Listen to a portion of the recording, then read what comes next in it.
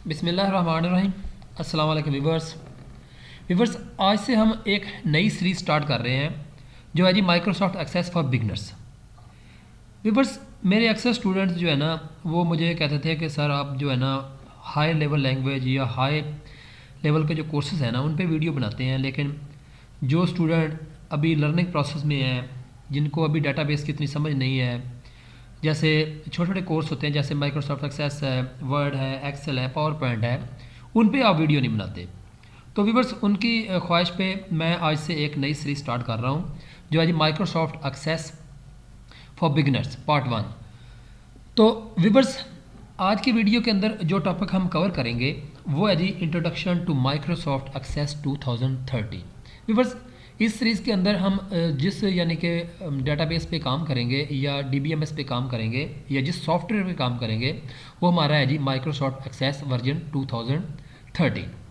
तो व्यूवर्स, सबसे पहले हमें देखना पड़ेगा कि ये माइक्रोसॉफ्ट एक्सेस होती क्या है, इसके अंदर डेटाबेस हम कैसे बनाते हैं, उसके बाद हम इसको थ्रू आउट जो है ना पूरा लेके चलेंगे। व्यूवर्स, एक बात मैं आपको बता दूं कि इस वीडियो में हम सिर्फ थ्योरी नहीं करेंगे बल्कि इसके अंदर हम प्रैक्टिकल को ज़्यादा यानी कि देखेंगे।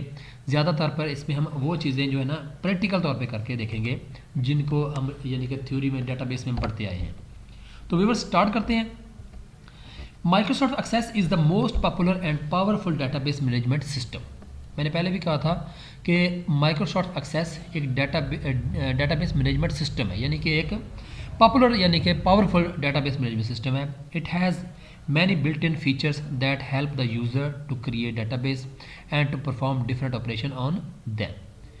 Microsoft Access is a relational database management system. It is developed by Microsoft company in USA. Viewers, ये माइक्रोसॉफ्ट एक्सेस जो सॉफ्टवेयर है ये मशहूर ज़माना एक कंपनी है माइक्रोसॉफ्ट, उसकी यानी कि ये प्रोडक्ट है, उसी ने ये डेवलप किया हुआ है। उसके अलावा इसकी और भी यानी कि काफ़ी सारे प्रोडक्ट हैं जैसे एसक्यूएल सर्वर है, सी शार्प है, जो आप विंडो यूज़ करते हैं ये भी इन्हीं की प्रोडक्ट है। यानी कि हम कह सकते हैं कि ये एक पावरफुल डीबीएमएस है जो माइक्रोसॉफ्ट के बैनर तले एक जनरेट की गई है। It is a part of Microsoft office. अगर आप व्यूवर्स माइक्रोसॉफ्ट ऑफिस को अपने कंप्यूटर के अंदर इंस्टॉल करेंगे तो माइक्रोसॉफ्ट एक्सेस का सॉफ्टवेयर जो है ना उसके अंदर ऑटोमेटिकली इंस्टॉल हो जाएगा। It is used to store and manipulate large amount of data. It is easy to learn and use. It provides graphical user interface to create table, queries, form and reports. Viewers, ये GUI base यानी कि software है, यानी कि user interface. Graphical user interface का फ़ायदा ये होता है कि व्यूवर्स आपको ज़्यादा इसके अंदर क्यूरीज वगैरह याद करने की जरूरत नहीं पड़ती, बल्कि हर चीज़ आपको वाज़े नज़र आ रही होती है। यानी कि अगर आपने टेबल को क्रिएट करना है तो उसके मेन्यू वगैरह बने होते हैं, बटन बने होते हैं, क्यूरीज बनानी है, फॉर्म क्रिएट करने हैं, उसके अंदर रिपोर्ट्स वगैरह बनानी है, यानी कि वो सारी चीज़ें आपको आसानी से कर सकते हैं।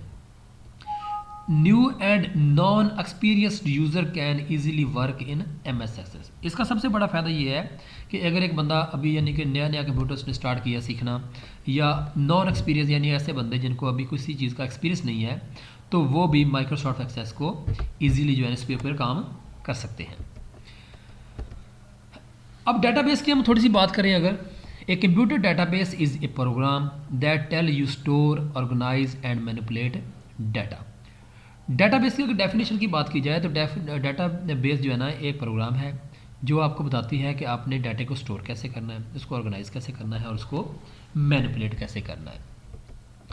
उसके बाद व्यूअर्स, अगर हम बात करें कि जब डेटाबेस यानी कि नहीं होती थी या अभी डेटाबेस के ऊपर इजाद नहीं थी या कंप्यूटर के ऊपर ये फैसिलिटी नहीं थी कि आप डाटाबेस को यूज़ कर सकें, तो उस वक्त आपको डाटा जो है ना वो किसी समझ लें कि किसी सॉफ्टवेयर के अंदर आप बना लेते थे। जैसे ये नोट पैड है, जैसे मैंने नोट पैड के अंदर ये समझ लें देखें एक स्टूडेंट का टेबल है, उसके अंदर ये रोल नंबर है, उसके नेम्स हैं, उसके बाद उसके लास्ट नेम्स हैं, उसके बाद मैंने ये इसका एड्रेस लिख दिया, ये डेट ऑफ बर्थ है।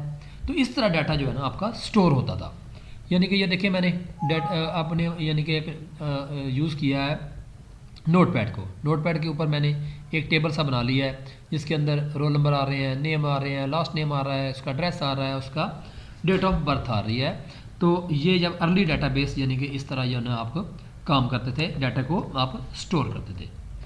इसके बाद व्यूअर्स एक्सेल के ऊपर भी आप डाटे को जो है ना वो स्टोर करा सकते हैं। जैसे यहाँ पे देखें, ये रोल नंबर है, फर्स्ट नेम है, लास्ट नेम है, एड्रेस है और डेट ऑफ बर्थ आ गई है। ये हमारे पास स्टूडेंट का डाटा जो है ना यहाँ पे शो हो रहा है। ये देखें आपको टाइटल बार में स्टूडेंट एक्सेल के ऊपर जो है ना डाटा अगर आपने स्टोर करना हो तो इस तरह आप उसके ऊपर स्टोर करवा सकते हैं। और अगर आपने व्यूवर्स डाटाबेस के अंदर डाटे को स्टोर कराना हो या एक्सेस की डाटाबेस के अंदर स्टोर कराना हो तो ये एक्सेस का प्लेटफॉर्म है।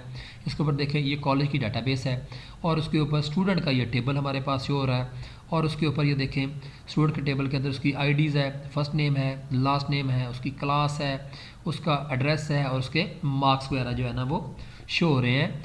तो ये व्यूवर्स आपको डाटाबेस जो है ना MS एक्सेस के अंदर अगर आपने डाटाबेस के अंदर टेबल बनाने हो तो ये उसका समझने के एक व्यूज़ है, जिसको हम आगे इंशाल्लाह फर्दर डिटेल के साथ भी करेंगे।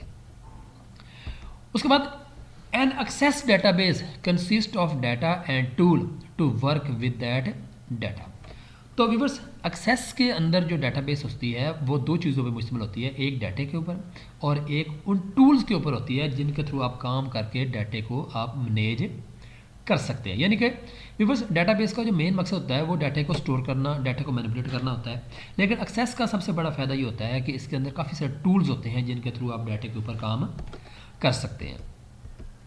अब व्यूवर्स अगर हम बात करें पार्ट ऑफ एक्सेस डाटाबेस तो उसके ऊपर सबसे पहले उसका पार्ट जो होता है ना वो टेबल होता है। स्टोर डाटा यानी कि अगर आपने जो भी डाटा स्टोर करना है वो कहाँ पे करेंगे, आप टेबल के अंदर ही करेंगे। उसके बाद क्यूरीज होती है, ऑर्गेनाइज डाटा यानी कि डाटे को आपने ऑर्गेनाइज कैसे करना है। जैसे आपको मैं कहता हूँ व्यूवर्स कि आपने जैसे पीछे देखा जाए तो यहाँ पे आपने एक टेबल बनाया जिसके अंदर कुछ आईडीज़ हैं, फर्स्ट नेम है, लास्ट नेम है, क्लास है, एड्रेस है। अब क्यूरी का मतलब ये होता है कि मैं कहता हूँ कि मुझे वो स्टूडेंट शो हो जिनकी क्लास जो है ना वो MCS है, तो मुझे एक रिकॉर्ड शो हो जाएगा, यानी कि 6 उसकी आईडी है, आशिर है, चौधरी है, लास्ट नेम उसका MCS है। अगर मैं कहता हूँ कि मुझे वो बंदे शो हों जो मुल्तान से बिलोंग करते हैं तो ये मेरी एक क्यूरीज होती है जो यूज़र की रिक्वायरमेंट को शो करती है। उसका form display data on screen, यानी कि अगर आपने डाटे को किसी फॉर्म की सूरत में या ग्राफिकल यूज़र इंटरफेस के थ्रू आपने डाटा को शो करना है तो हम इसके अंदर फॉर्म यूज़ करेंगे। ये भी माइक्रोसॉफ्ट एक्सेस का ही एक पार्ट होता है। उसके बाद व्यूअर्स रिपोर्ट्स होती है, प्रिंट आउट डाटा, यानी कि अगर आपने अपनी रिपोर्ट्स जनरेट करनी है, जैसे आप देखते होंगे कि आप किसी बाज़ार में जाते हैं, मेडिकल स्टोर पे या किसी अच्छे जनरल स्टोर पे जाते हैं, आप चीज़ें खरीदते हैं तो उसके बाद आपको एक बिल मिलता है प्रिंटेड फॉर्म में, तो वो आपकी एक समझ लें कि एक किस्म की रिपोर्ट्स होती है। इसी तरह अगर आपने एक सॉफ्टवेयर बनाया है, उस सॉफ्टवेयर के अंदर आपने कोई डाटा स्टोर कर रहे हैं, उसकी फॉर्म बना रहे हैं, उसकी क्यूरी बना रहे हो, एंड पे आप अगर रिपोर्ट अगर प्रिंट करनी है तो प्रिंटेड फॉर्म में वो आपको डाटा जो मिल जाता है वो आपका क्या होता है, रिपोर्ट्स होती है। उसके बाद माइक्रोज होता है, ऑटोमेट टास्क होता है, इसको भी हम इंशाल्लाह करेंगे। मॉड्यूल्स ये प्रोग्रामिंग के एंड पे होता है, विजुअल बेसिक या VB.NET या आप C# के थ्रू VS स्टूडियो का टूल यूज़ करके आप मॉड्यूल्स वगैरह भी इसके क्रिएट कर सकते हैं। डाटाबेस टेबल की अगर बात करें viewers, your table can store many different type of data about entity, यानी कि आपने अगर किसी भी एंटिटी के मतलब आपने डाटे को स्टोर कराना है तो उसके लिए आपको टेबल की ज़रूरत होती है। अब एंटिटी क्या होती है, एंटिटी कोई पीपल हो सकते हैं, कोई पर्सन हो सकता है, कोई प्लेस हो सकता है, कोई इवेंट हो सकता है, ये तमाम आपकी एंटिटीज़ होती हैं। उसके बाद अगर हम टेबल की डेफिनेशन करें viewers, table is a combination of rows and column. तो टेबल जो होता है ना वो कम्बिनेशन होता है आपका रोज़ एंड कॉलम्स का। तो व्यूअर्स अगर मैं टेबल की बात करता हूँ तो ये देखें मेरे पास टेबल ऑफ MS एक्सेस यानी कि डाटाबेस के अंदर ये मेरे पास स्टूडेंट का टेबल है, ये उसकी आईडीज़ है, ये उसका फर्स्ट नेम है, ये लास्ट नेम है, ये उसकी क्लास है, ये ड्रेस है, ये उसके मार्क्स वगैरह शो हो रहे हैं।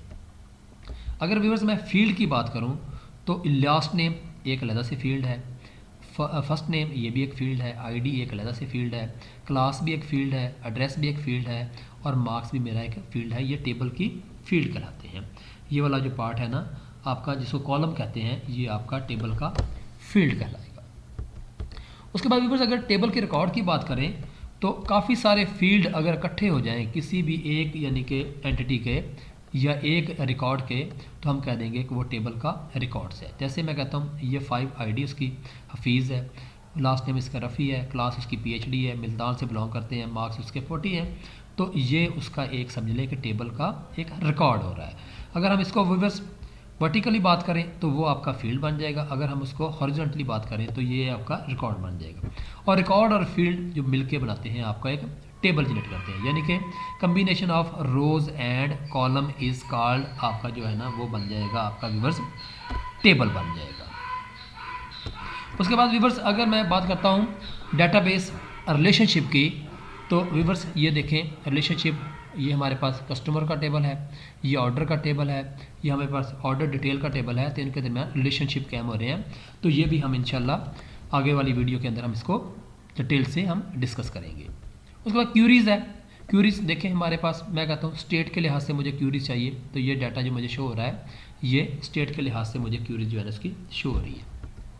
अगर मैं व्यूअर्स फॉर्म की बात करता हूँ तो ये देखिए मेरे फॉर्म्स जो है ना वो शो हो रहे हैं। तो इस तरह हम फॉर्म जो है ना इंशाल्लाह आगे वाले लेक्चर्स के अंदर इस तरह फॉर्म भी हम क्रिएट करेंगे। उसके बाद रिपोर्ट्स, ये हमारा एक प्रिंटेड फॉर्म रिपोर्ट्स है, ये भी हम इंशाल्लाह डिस्कस करेंगे आने वाले लेक्चर्स के अंदर। हम इसको डिटेल्स के साथ जो है ना हम कुछ रिपोर्ट्स भी बनाएंगे। तो उम्मीद है कि आज के लेक्चर की आपको समझ आ गई होगी। Thanks for watching this video, please subscribe my channels. My channel address is www.youtube.com/safdar. तो नेक्स्ट लेक्चर तक बाय, ओके अल्लाह।